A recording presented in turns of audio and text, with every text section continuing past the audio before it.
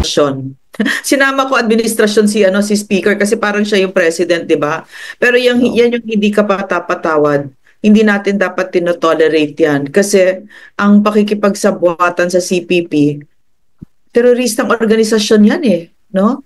Sa lahat naman ng pakikipagsabuatan, mapapag-alyansa mo, ano ba yung CPP, ano ba yung pinaka-goal niya? Ang pinaka-goal niya ay pabagsakin ang ating gobyerno, pahinain ang gobyerno, para pag pinahina mo at pinabagsak mo ang gobyerno, hihina at babagsak ang Pilipinas at sila naman ang mamumuno. Yan yung pinaka-goal. Nakasulat yan sa constitution nila. No, sa lahat ng ginagawa nila, diyan sa Kongreso, sa bawat sektor ng lipunan, sa farmers, sa labor organizers, kahit sa call centers, alam natin yan, kahit sa mga OFWs, alam natin yan, no? Nandyan sila sa migrante, CPP ang migrante. Iisa lang ang kumpas ng Central Committee ng CPP at yan ay pabagsakin ang gobyerno. So itong pakikipag-alyansa ni Speaker Romualdez, hindi natin dapat yan papalalampasin. Actually, nakikita ko ngayon, komunistang bansa na tayo. We're a country without laws. Hindi na nire-respeto ang mga democratic rights natin. Kahit yung saligang batas, binababoy na. 'Di ba komunista 'yon? No? So, at saka yung walang respeto sa kritisismo, sa kasaysayan ng komunismo, yan kasamang-kasama yan, yung pinapatahimik ang mga nagsasalita at pumupuna sa kanila. Bawal na bawal yan. Na ang itinuro naman sa atin, no, sa akin, sa tatay ko kay PRRD, ang tinuro nila, freedom of expression is the greatest freedom. Tinuturo daw yan sa law school, spoke sa mga kababayan. Pero ngayon, pinapatahimik at binubusan kami, no? Yan yung kung bakit si Spokes is on the run right now. And I'm pretty sure, 100 million% sure ang nasa likod niyan ay ang CPP, NPA, NDF. Nakakatakot kasi kapag ka ang leader ay mahina, madali siyang paikutin. At ang akala ni Marcos at ni Speaker Romualdez, sila ang nagko-control sa CPP. Yan yung sa Kabataan, Gabriela at saka yung bayan ACT na nasa loob ng Kongreso. Ang akala nila sila ang nagko-control diyan, pero sa totoo lang puppet na sila. Sila ang puppet kasi ang hindi nila alam, ang CPP, NPA, NDF is a highly organized terrorist organization na bawat sektor ng lipunan nandyan sila, kahit sa simbahan, sa media, sa mga eskwela natin, and they've been in existence for 50 plus years, kalahating siglo. So ang kinakalaban nila ay isang teroristang organisasyon na highly organized at alam na alam nila kung ano ang laro dito. In fact, yung nakikita natin ngayon, yung pinagsasabong ang mga tinatawag nilang naghaharing uri, no? Yan ang playbook ng CPP. So yung pakikipag-alyansa ni Speaker ngayon sa CPP para meron siyang attack dogs, ang pinakatalo dito ang bansa. Kasi for a lot of reasons, no? So I don't want to take too much of anybody's time right now, so to give others a chance to speak also. Pero yung okay lang sa akin, sa ating lahat dito, yung tactical alliances with other political sectors, no, yung Dilawan, whatever, kaya na paniniwala nila, 'di ba? Pero we draw the line with the CPP, NPA, NDF kasi teroristang organisasyon 'yan na ang hangarin niyan ay pabagsakin ang gobyerno at ang Pilipinas. At paano nila gagawin 'yon? Ang target nila ay mga anak natin. What is most precious to us?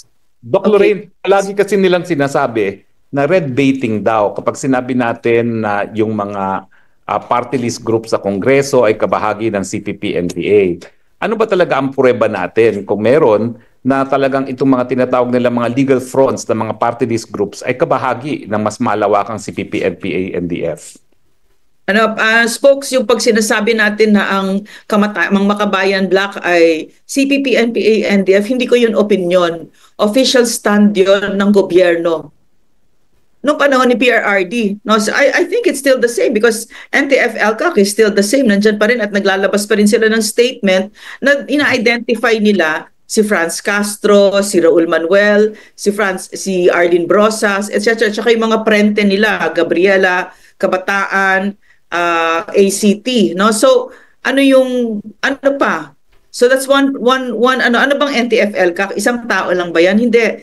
Isang buong gobyerno yan. Andyan sa ahensya na yan. Andyan yung mga ahensya ng AFP, PNP, NBI, NICA, NSC, National Security Council, lahat nandyan. At iisa ang boses na sinasabi na ang Makabayan Bloc ay CPP, NPA, NDF. So that's one. Number two, sino pa nagsasabi? Mga dati nilang kasama.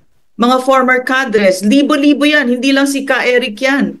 Libo-libo nagsasabi niyan mula Apari hanggang Hulo. Yan ang sinasabi. No? Yung mga dating kasama nila na nag-surrender. So yun ang pruweda. Solid ground. We're on solid ground. We're standing on solid ground. Ano pa? Bobo ba tayo? Simple lang. Titignan mo lang eh. 'Di ba? Walks like a duck, talks like a duck, is a duck. Walks like a CPP, NPA, NDF. Pare-pareho sila. Ang admirable sa kanila, no? Isa lang ang kumukumpas, Central Committee. So, iisa lang ang tunog nila, iisa lang ang sinasabi kahit na gaano pa kabobo yung sinasabi ni Franz Castro. Hindi naman siya nag-isip niya, hindi naman nag-iisip si Franz Castro. Ang nagtagasabi sa kanya, ang nag-uutos sa kanya kung ano sasabihin niya, kung anong gagawin niya, ay ang Central Committee ng CPP, NPA, NDF. No? So, iisa ang kumpas nila. Titignan mo naman yung mga itsura nila, pare-pareho naman eh. At saka yung mga batang namatay, no? Totoo. Hindi sila magaganda. Yung mga batang namatay, yung mga magulang na namatay, no? Iisang sinasabi, ang anak ko sumali sa Anak Bayan, LFS, Gabriela, Bayan Muna, ACT. Iisa sinasabi, no? So yon. We stand on solid ground. At saka yung red tagging na yan, pangtahimik lang yan sa mga pagbinubuko sila at sinasabi ang katotohanan tungkol sa kanila at tinatanggal ang maskara nila. Bakit mahalaga yon? Kasi yung mga maskara na yan, dyan sila, yan ang ikinabubuhay nila, yan ang bloodline ng CPP, NPA, NDF. Pag sumali ang anak mo sa Anak Bayan, hindi naman nila sinasabi, sali ka sa Anak Bayan dahil CPP, NPA, NDF kami. Hindi nila sinasabi ang katotohanan. Sinasabi nila, sali ka Anak Bayan, paglaban natin yung mga farmers, yung mga mahihirap, etc. Tapos may proseso, gagalitin tungkol sa gobyerno, at tapos iaakyat sa bundok para ma-meet ang mga NPA na gagawin pang mga bayani. Sa kanila sasabihin na CPP sila. Diba? So, yun, panloloko. Panloloko ang ginawa. Well, tignan natin na, Doc, kung nandito na si Prof. Ana Malindogoy, kasi gusto ko rin na bukod siya ay ating co-speaker dito, no? Madam Specker, nandiyan ka na ba? Madam Specker? Hello, Ma'am Ana. Ako. Ma'am Ana, nandiyan ka na. Mukhang nahihirapan siya pumasok ngayon, ah. Oo. Anyway, habang pumapasok pa si Ma'am Ana, no? Doc Lorraine, ano ang tingin ninyo? Bakit ngayon nagkaroon ng pagkakataon na parang nakikita natin na yung mga CPP-NPA na mga personalidad ang siya pang nagpapakulong sa mga kasundaluhan dahil nakita ko na ang mga nagpakulong pa doon sa mga sundalo, no, yung mga Colonel Grijaldo, yung mga General Wilkins, mga galing pa sa kanilang hanay, no? Bakit kaya nangyari ito? Nung panahon ni PRRD kasi napabagsak natin yan, napaluhod natin ang CPP, NPA, NDF sa loob ng Kongreso. Lampas 3 million votes, no? Dahil ang mga kababayan natin ay nakilaban din kasama ng gobyerno. So napabagsak. Kaso ngayon, ang totoong nangyari dito, realpolitik lang, no? Ang si Speaker Martin Romualdez, dahil sa kanyang ganid sa kapangyarihan at sa ambisyon, ang ginawa niyang attack dogs sa loob ng Kongreso ay ang CPP, NPA, NDF party list. At yan ang Makabayan Bloc. So ngayon, dyan sila namamayagpak at makikita mo talaga ang muka ng CPP. Yun ang kagandahan na nakikita ko. Yung oportunidad na matapos na natin ito kasi madali nang ipakita sa mga kababayan natin. O tignan nyo, sino nagsasasayaw dyan pag impeachment? Hindi ba si Franz Castro? At saka sila talaga yung gumagalaw diyan. In fact spokes at saka mga kababayan, no, yung speech ni President Bongbong Marcos na napakapangit na speech, no, yung gutter, yung sinabi niya yung suka, etc. Nakikita ko CPP ang gumawa noon. So, ano yung goal, bakit, no? Walang panalo si President Bongbong Marcos doon sa napakapangit na speech niya na yon. So, sinisira nila si Bongbong Marcos habang sinisira si Inday Sara, 'di ba? So, in the end, no, pag nasira nila 'yan, sila na yung So to answer your question, folks, bakit sila namamayagpag ngayon? Kasi binigyan sila ng oportunidad, ng resources, ng gobyerno, ng pera ng taong bayan ni Martin Romualdez na hindi natin dapat palalampasin at patatawarin. May spokes, merong tanong dito. Pwede ko bang tanongin? I'm sorry, hindi ko alam yung pero tinatanong kasi may magandang tanong kasi dito. Or is there, am I correct about this this setup, spokes, or you first? You do it No, first. no, you can answer the question. Yeah, I can do it. Yeah. Oh, okay. So ang sabi dito, bakit, sabi ni Mark, useless na ngayon ang NTF-ELCAC, wala nang pangil. Di gaya before nung kayo ang andon, Dr. Lorraine, nagkalat na din ang mga bangag at kriminal. Just today may pinatay na doktora 36 years old sa Kamsur. Then may 82-year-old female na nakakalibing pa lang kahapon. Kanina nakita at tinanggal sa nicho at yeah. Masakit talaga yung nangyayari ngayon. Mark, gusto ko mag-respond na sinabi mo na useless na ang NTF-ELCAC. Hindi ako naniniwala na useless ang NTF-ELCAC. In fact, yung sa Panao Sambayanan, isa yun sa legislative agenda namin na gawing institutionalize ang NTF-ELCAC kasi napakaganda niya. Hindi totoo na walang pangil ang NTF-ELCAC ngayon. Of course, mas tahimik sila kasi kaalyado nga ng Marcos government ang CPP, NPA, NDF ngayon, di ba? But to say na useless ang NTF-ELCAC, hindi totoo yon kasi tuloy-tuloy pa rin sila on the ground, no? At saka they're holding the line. So yun sa kagandahan niya, nakita na natin at alam na natin kung paano gawin ang totoong katahimikan at progreso para sa bayan at sa paniniwala namin, no, kasi lahat kami doon sa Panao Sambayanan ay nag-NTF-ELCAC, no. Nakita namin na ito yung paraan, napakaganda ng NTF-ELCAC, yung barangay development program na diretsong serbisyo, ilang libong kilometers of farm to market roads, libo ng mga eskwelahan, at diyan bumaliktad, no, ang ating mga kababayan. Yeah.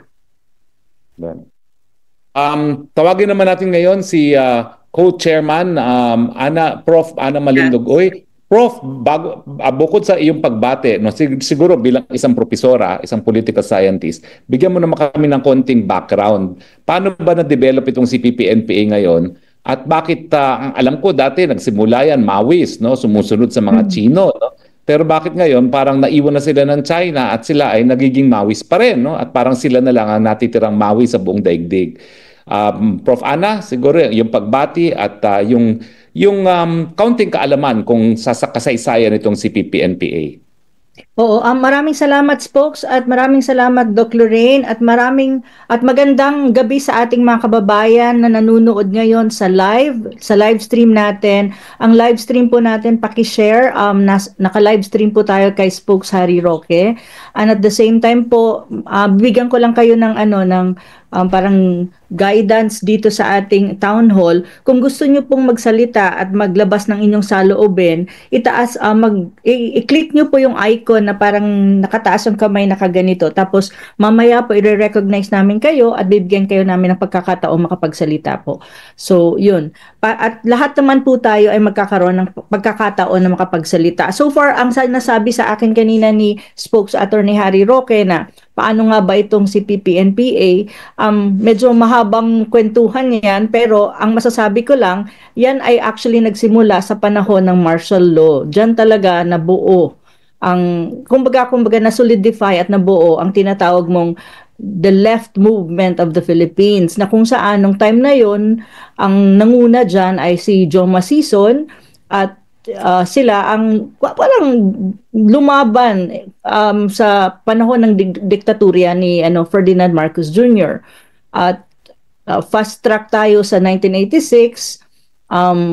In a way, I think the Aquino administration under Corazon Aquino, parang binigyan sila ng some political space, pero karamihan sa kanila nag-exile, no? Nag-exile. Pero kasi ang mahirap kasi sa CPP-NPA, it's not yung ginawa nila during the time of the martial law, na nilabanan nila ang diktatorya. In some ways, I would say na that was also turning point kung bakit din napabagsak ang diktaturyang Marcos ni FM.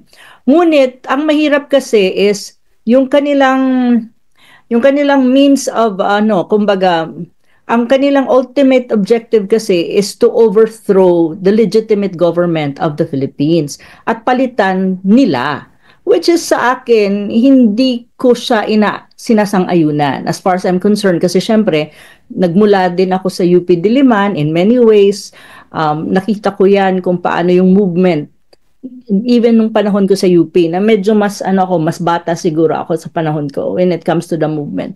Tapos ngayon makikita mo andyan pa rin sila and still hindi nagbabago ang kanilang objective, which is to replace the government and replace it with them, which is sa akin hindi ganon at saka armed struggle ang kanilang pamamaraan, at kaya nga sila may tinatawag na NPA, kasi nga ang NPA is parang yung arm. Kumbaga sa isang gobyerno, sa legitimate government of the Philippines, mayroon kang government of the Philippines, mayroon kang armed forces of the Philippines. Ang NPA, ang New People's Army, is basically, yun yung kanilang armed forces. Kasi ang naniniwala sila na there's such a thing as a parallel government. Sila, yung armed forces nila. However, nagiging enemy of the state sila, or enemy of the state ang categorization ng terrorist group, kasi marami din sila talagang ginagawa na hindi kaaya-aya. At talagang they're challenging the power and legitimacy of the Republic of the Philippines. So kaya nagkakaroon ka ng gitgitan at the moment between the armed forces at ang iyang mga yan. So ang categorization sa kanila ng Western countries, even the United States and even ang European countries, is terrorista talaga. And that's really, and even during the time, I think, of President Duterte, they were declared as terrorists. So, malinaw yon. Ang tanong ngayon, ang kanilang nagbago, ang ang pamamaraan. From parliamentary of the streets, nagkaroon ka ng party list. Yung party list na yan, problematic talaga yan. Yung party list system, na kung saan, pumasok sila sa mainstream na politika. Kaya makikita mo yung sinasabi kanina ni Doc Lorraine na marami sa mga front organization ng CPP-NPA ang nasa loob ng Kongreso. Precisely because pumasok na sila sa mainstream politics ng Pilipinas through the party list system. At ngayon, makikita naman natin na there's such a thing as an unholy alliance ng Romualdez Marcos and the CPP-NPA front organization and representative na nandyan sa House. Makikita mo yung unholy alliance precisely because it's political survival. And of course, makikita naman natin na sila talaga ay they're trying to push the Dutertes out of politics, kasi alam nila na ang mga Duterte hindi papayag na mamayagpag sila. Pero you have to consider na there are two types. Right now, after 1986, nagkaroon ng dalawang faction yan. May tinatawag kang reaffirmist at mayroon kang rejectionist. I think the reaffirmists still stand that armed struggle still is the way forward. Sa naman, sa reaffirmist, marami dyan, ang kanilang means of struggle nila ay kumbaga engaging reform and engaging with the mainstream society and even government. So, dalawang faction niya yan. Pero at the end of the day, parehas ang pinanggagalingan niyang history. At the end of the day, left pa rin yan. So, yun. Alam niyo kung sino ang mga nasa reaffirmist at nasa rejections. Pero, ang mahirap lang dyan, ang maiingay na makikita mo sa Kongreso right now, those are people coming from the reaffirmist group. Nandyan yan. At yun yung maiingay, yung pinangalanan kanina ni Doc Lorraine. So, medyo you have to discuss the whole of martial law era of Marcos Sr. for us to understand also ng malalim ang history ng left movement at ng CPPA and CPP NDF ng nitong grupong to. CPP is the party, NDF is the National Front. It's more about the political. These are the political groups, and the NPA is the arm. So, kung tignan mo, they really look at themselves as they're an alternative government. So, kaya nga sa tingin nila, may parallel gobyerno. Pero at the end of the day, they really want to overthrow the legitimate government of the Philippines. So, may ganun ka. Yun so far. Malalim to. Malalim ang history na to at mahirap i-discuss ito sa ganitong larangan ngayon.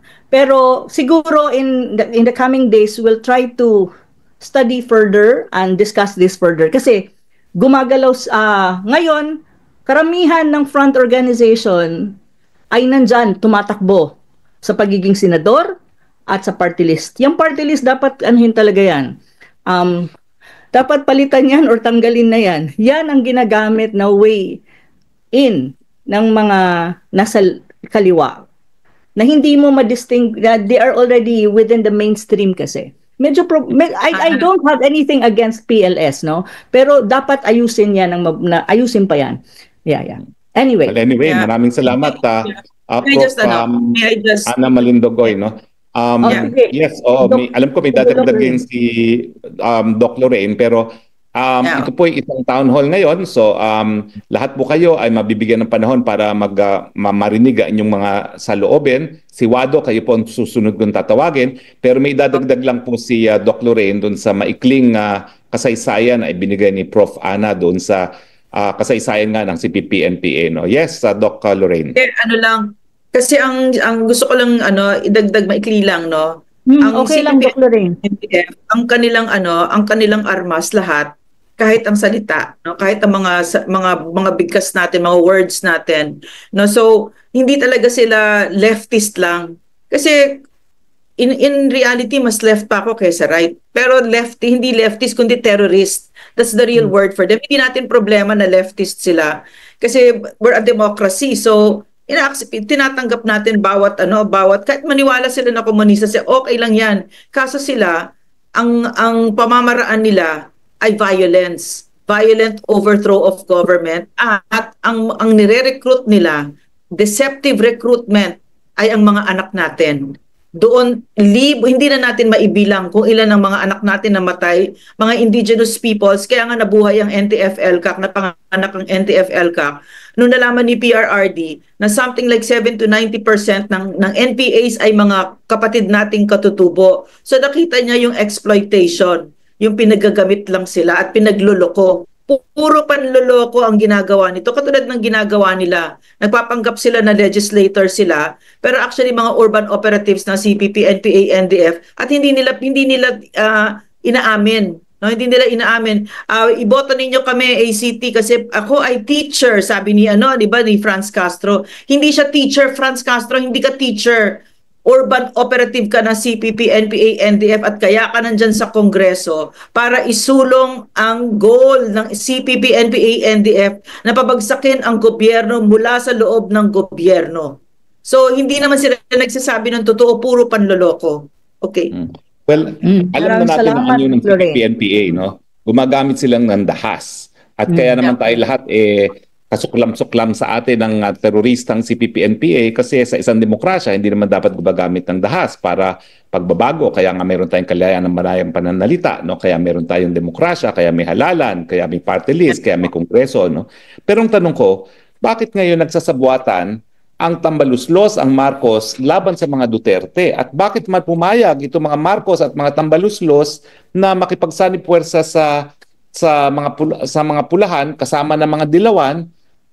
Bakit sa tingin nila lahat ang banta sa kanila ay ang mga Duterte lamang, no? At akala ba nila pag nawala ang Duterte, ibibigay ng mga dilawan, ng mga loyalista ang gobyerno sa CPP-NPA para tayo mag-isang communist state, no? Ano yung give and take na tingin yung nangyayari ngayon na dahilan kung bakit sila nga ngayon ay sagsanib puwersa laban sa mga Duterte? Bago natin tawagin si Wado na nakataas ang kanyang just ang tingin ko pa si Jan, bakit nakipagkuntsaba, in other words, no? That to me is the core question. Bakit nakipagkuntsaba si Martin Romualdez sa teroristang organisasyon? Na alam naman niya Hindi naman siya stupid, alam niya yan, taga Leyte pati siya, di ba? So alam niya kung sino si Franz Castro, yan lahat sila.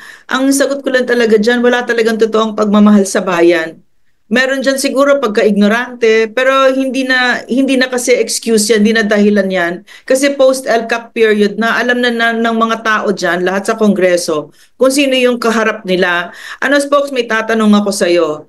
In a country like Singapore, Ana, would a Franz Castro have been possible? Hindi, di ba? Hayagang miyembro ka ng CPP, NPA, NDF at hayagan kang nagre-recruit, hindi papayag ang Singapore niyan. Kaya lang tayo ang isang bansa na talagang lampas kalahating siglo na nandyan kahit sa mga eskwela natin. So yung tolerance natin sa panloloko ng mga ito ay malakas. No? So marami tayong pinagpapasensyahan na pati ang mag-aano lang talaga sa iyo pag ikaw ay isang politiko, pagmamahal mo sa bayan na hindi ka makikipagkuntsaba sa mga yan. Totoo yan. Doc Lorraine, on this point, bakit sila nagkuntsabahan? Anong tingin mo ang give and take nila? Anong expectation nila dito sa kuntsabahan nito? At dapat ba silang ihalal pa muli? Prof. Ana? In the end, ang exchange dito ay sirain ninyo ang mga Duterte. Para ako ay maging Prime Minister, President, kung ano man yung ambisyon ni Martin Romualdez, no? Na mukhang matayog ang ambisyon nito. Pero yan ang exchange nila. In exchange, ang CPP ay makakakuha ng milyon na mga ayuda. Nakikita natin, kasama na sila ngayon. Namimigay sila ng ayuda para makabalik sila sa poder. At hindi natin dapat papayagan yan. Kasi pag wala sila sa Kongreso, nandyan lang sila sa Carriedo, nagsisisigaw lang sila.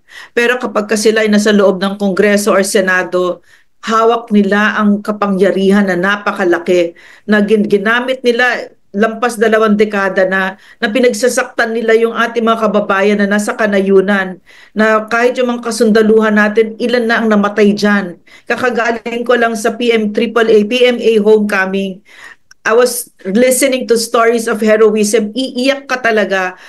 I just found out that one of their mista, of my husband, was killed. He was still a teniente. Yung heroism na he held the line para protektahan ang mga kababayan natin.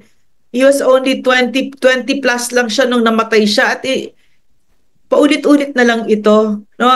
At this point, dapat sabihin natin tama na. Ayaw na natin ito. So wag natin sila bibigyan ng big guns, ng kapangyarihan na malaki. Ang ibig sabihin nun, Senado, Kongreso, alam mo, ang lakas ng mga bunganga ng mga yan mag-criticize ng mga corruption. Sila ang pinaka-corrupt. Isa pa yan, napaka-kurakot ng mga makabayan black na yan. Hindi sila nagbibigay ng resibo sa atin kung saan nila ginagamit ang pera at ang sinasabi ng mga kadre, mga kasama nila, no? By day pupunta ang isang aktivista kunyari or NDF consultant kunyari sa Kongreso, kukubra ng pera diyan sa mga yan, tapos ibabalik nila sa Leyte para gagamitin sa mga NPA, tatanggalin na niya yung maskara niya na NDF consultant siya, tapos NPA siya ulit. These are coming from their cadres mismo, sila mismo, no, na ilalabas namin sa korte yan, no? So tigilan na natin yan. No, tigilan na natin yung binoboto pa natin yung mga yan at hindi ito kaya ng kami lang or kahit ng gobyerno.